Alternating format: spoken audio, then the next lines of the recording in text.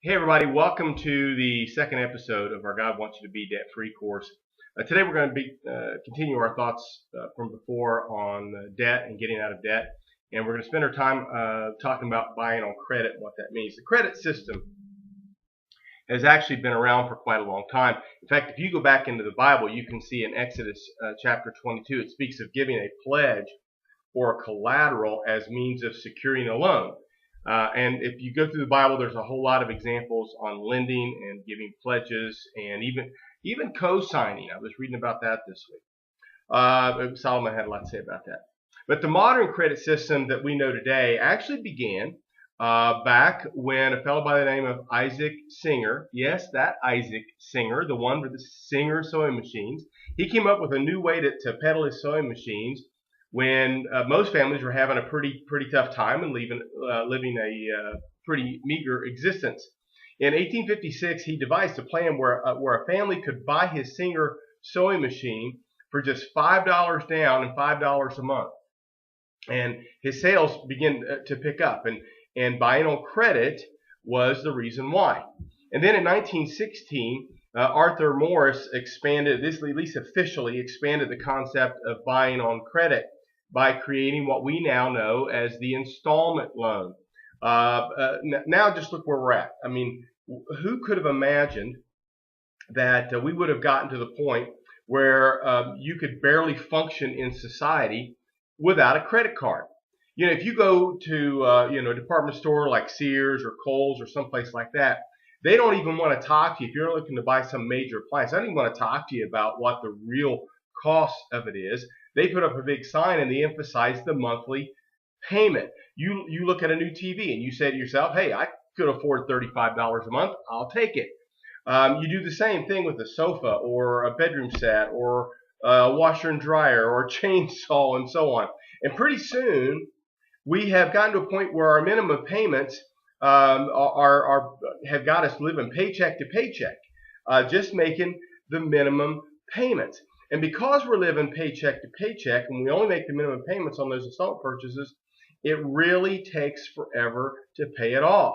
Many of the things, in fact, that you end up buying on credit end up wearing out or breaking down before you even pay it off. Now, to help you understand better about how we got to where we are today, I want you to consider a very unique phenomena that took place in our century. It's a phenomena called the baby boomer era. In my opinion, this never before explosion of people has driven every aspect of the world's financial status. When this boom began in the mid 40s up through actually the early 60s, it literally began to drive everything in our economy and everything in industry. The old saying says that necessity is the mother of invention. Now, when you have this many people being born in such a real short period of time, it's bound to create a lot of necessity. And that baby boom era opened the door then to invention. In the 50s, there were companies that catered to married couples and babies, and it seemed like they just grew overnight. Baby food companies like Gerber, that was started in someone's garage, became mainstays in the American home. But then as these babies grew up, I want you to follow this line of thinking. As these babies grew into toddlers, companies like Fisher-Price and Mattel were there to take advantage of the need for kids to have toys, something to play with. Think back a minute. Can you remember your first Barbie? How about your first Tonka truck? As we entered then in our 70s and all these toddlers began to enter their teenage years, there came a great demand for clothing and for entertainment, and this drove the growth of companies like Levi Strauss and Wrangler. Denim jeans and blue jeans just really took off in the 60s and the 70s, and also we saw this clamor toward purchasing records and going to large concerts. I mean, the teens they were into rock and roll, and the Saturday night jamboree gave way to the Beatles at Shea Stadium, and so that it really changed the whole landscape of what our society was into. And we grew up in a time, because I'm a boomer, we grew up in a time of relative of prosperity. And we learned as a nation to expect instant gratification. We wanted it now, and we wanted it right now. And with the technology of television, business very quickly realized that they could reach out literally and entice us to buy things around the clock. You know, the old ad speak was buy now, pay later. And then as we entered into adult life, we had become so accustomed to getting what we want when we want it that we're still looking for instant gratification. We entered into marriage and things like that, and we settled down. We wanted to have our new homes. We want to have them perfectly furnished. I mean, homes were springing up left and right, and we wanted wall-to-wall carpeting, and we wanted all the trimmings that went with it. And of course, we had to have 2 cars. I remember my parents, barely had one running when I was a kid, but now we had to have 2 cars, and we had to have furniture. And we had to have all of the inventions and all of the gadgets that went with all that. Okay. Now, one of the things that was created during this time that allowed all of this to happen was a little device that was about 3 inches long and about 2 inches high. Can you guess what it was? It was really thin, and it was so small you could actually slip it in your wallet. And they told us, never leave home without it. And that's right. It was the credit card. This whole proliferation of credit cards in our society has really made it super easy for consumers to get into debt. I remember when I first got out of high school, it was like next to impossible to even get a credit card. But now, man, you can have 8, 9. In fact, the average family has 9 credit cards in their wallets. So it's very prolific now. But the language of the credit card and how the whole interest thing is calculated and how the minimum payment is to be paid is so complicated that many of us are concerned with just one thing. What's the minimum payment? We don't want to know how the interest was calculated on some average periodic daily balance, or that the rate charged on cash advances is calculated differently than if it's a purchase. We don't want to know that fees assessed on the card are charged just as though they were cash advances. Just tell me the minimum payment. That's all we ask about. And so with that, we charge headlong, if you'll pardon the pun, we charge headlong into debt. Today, you can even purchase your groceries using a credit card. Now think about that for a minute. If you use your credit card to buy groceries, how much do you think that head of lettuce or that gallon of milk really costs you if you're paying 18% interest? I mean, it's ridiculous. The cost of convenience is so high when you're dealing with credit cards.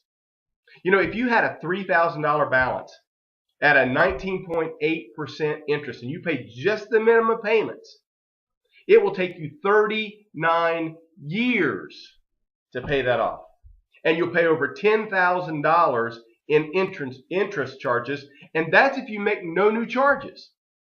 So think real hard about whether or not it's worth the convenience of having the credit card.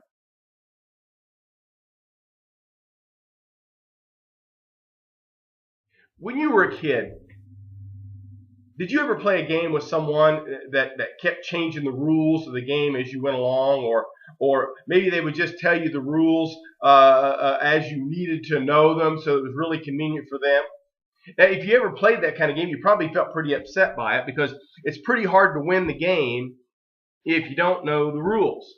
And so I want to talk to you for a little bit about the rules of credit in the credit game and help you understand how they work so maybe you don't get caught in the trap. You see, in the credit game, the lender knows all the rules, but they really prefer you didn't. Oh, I know, by law, they've got to put all the rules in there, and they've got to list everything out when you apply for a credit card. But it's all in real little tiny fine print, and it's all in legalese. Like, who reads that stuff and understands it? Well, I have, and I do. And that's what I'm going to try to teach you so you don't have to. So what I want to do is talk to you a little about these rules.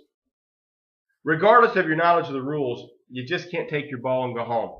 If you're under an obligation of debt, you need to pursue every means possible to meet that obligation. Psalm 37:21 says, "The wicked borrows and pays not again." It's just not appropriate to borrow with the intention of defaulting on your debt. God would want you to make every effort possible to repay that debt. Now, I realize sometimes things happen. There's hospital emergencies. People are making minimum payments, and there's some a health issue, some tragic event.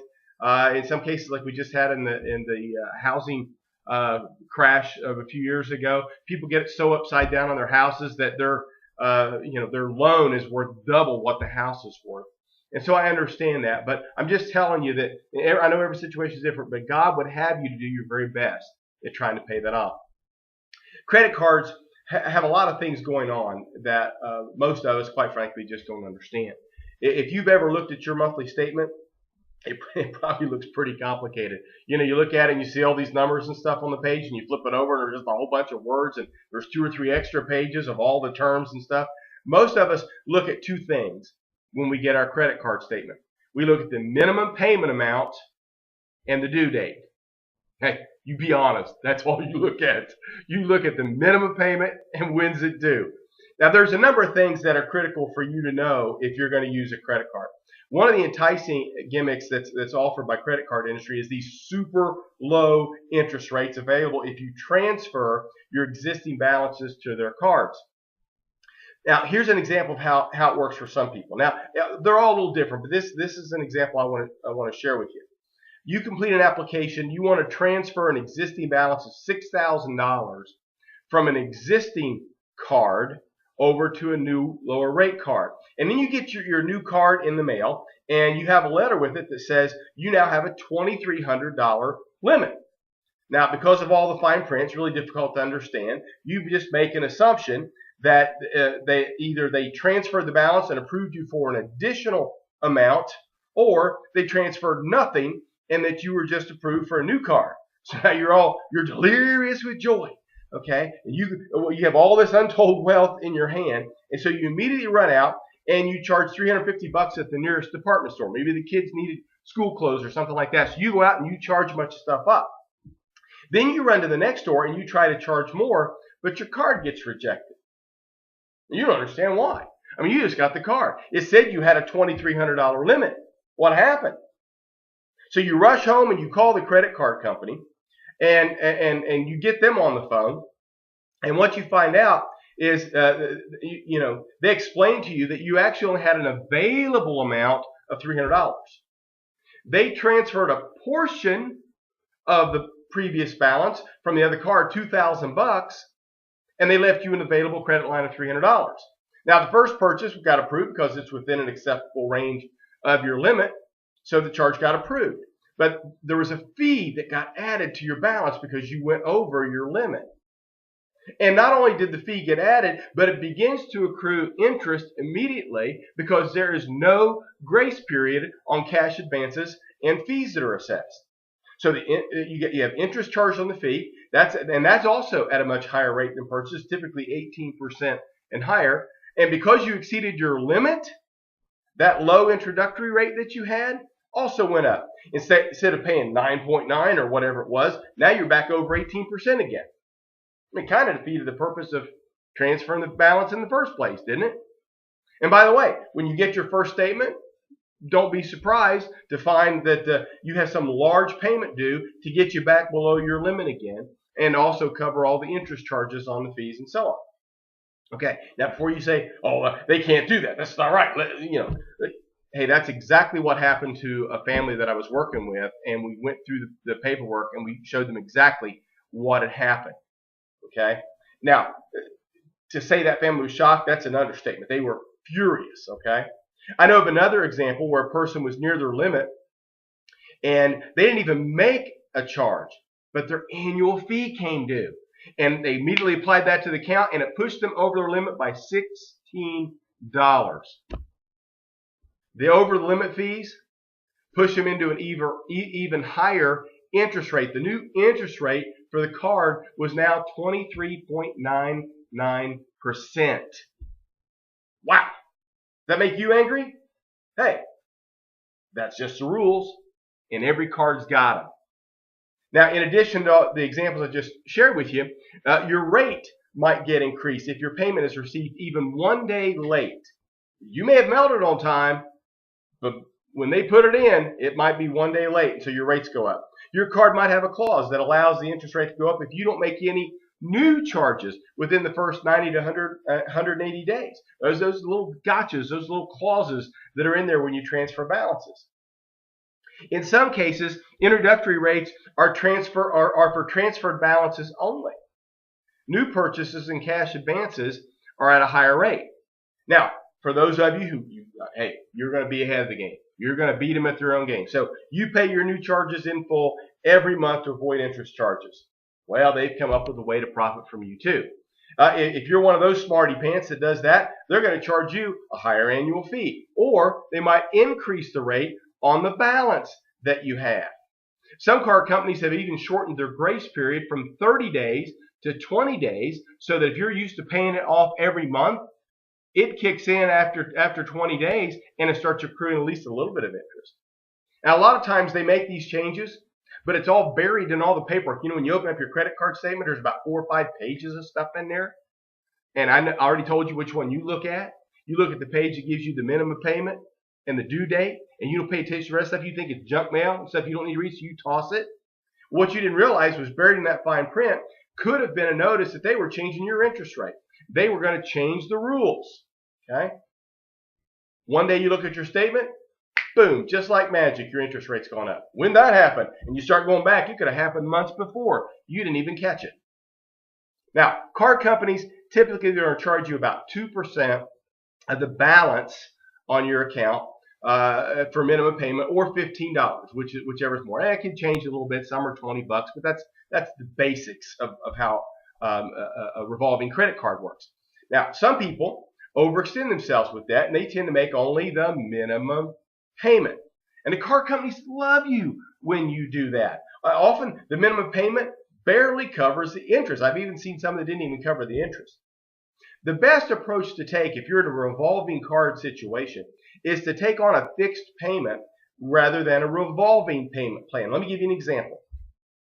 Let's suppose you have a $5,000 credit balance and you opt to repay it on the typical revolving debt schedule that I just mentioned to you. Your initial minimum payment would be $125 a month, and it would gradually decrease down to $15 a month. If you are at 18%, it would take you 22 years and 9 months to repay that loan. Now, if you were to pay it back at a fixed payment of $125, that amount that you started with, you would actually eliminate that debt in 5 years and 2 months, and you would save $4,233 in interest just by making a fixed payment. Listen, society practically forces you to have a credit card for nearly everything. In fact, in some cases, it's actually looked at as a form of ID. One avenue that you might want to consider to help you with this dilemma is to get a debit card. Debit cards are issued by nearly every banking institution, and you attach that to your checking account, and it works just like a check, but you get the convenience of having the card. Now, when you use it to make a purchase, the amount's automatically deducted from your checking account. And you can get these debit cards with a credit limit, or sometimes they call them overdraft protection. Okay, it's that little bit above there, so in case you accidentally pull out more than is in your checking account, it actually goes under. And they're going to treat that overdraft protection, by the way, as a credit card purchase. Okay, don't be fooled about that. That's how they're going to treat it. But if you do that, get a small limit, $500. Sometimes they make you do at least $1,000, but try to keep it as small as you can. And in this way, you can use it when you need to have a charge, need to charge something and you don't have immediate cash. But you're kind of limited on how much trouble you could get into. Okay. You also need to be aware that some businesses won't accept a debit card, and if they do, sometimes they put large holds on your checking account while you're using their services, and you'll see that more with hotels and rental car companies and things like that. But in those instances, you might find that you need to get a credit card, but get one with a small limit. And that way you can use that then to reserve things like your hotel rooms and your rental cars. But when you check out, pay using your debit card. Use the credit card to hold it, but use the debit card to pay for it. And that way you keep your money liquid for you while you travel, but it prevents you from getting overextended with your debt. I also want to take a minute and encourage you not to chase all the unbelievable deals that are offered by credit card companies out there. You get frequent flyer miles or bonus points or cash back and all these other incentives. Those are just out. Don't be fooled with that. They're just there to entice you. They're just trying to get you to charge even more as though there's some kind of reward. Trust me, they aren't losing money on this deal, okay? If they're going to give you points and frequent flyer, there's a catch, there's a gotcha somewhere. They will not lose money. Remember, they make the rules, okay? So what you need to do is find a card with a reasonably low interest rate and then keep it paid off. It may cost you a little bit more in an annual fee to have a zero balance, but the necessity of having a card today might be worth it, since you just practically can't go anywhere without one. So that's what I wanted to cover on the rules of credit card. Let me pray for you just real quick as you tackle your debt problem. God, I want you to help those out there who've made a mistake of playing the credit card game without knowing the rules. Your word teaches that the heart of the prudent gets knowledge. The ear of the wise seeks knowledge. I want you to help these folks out there that are struggling with their debt. Help them with their newfound knowledge to take their debt problem head on with confidence and faith, trusting you to help them make better choices and decisions in the future. In Jesus' name, I pray. God bless you. We'll see you in the next episode.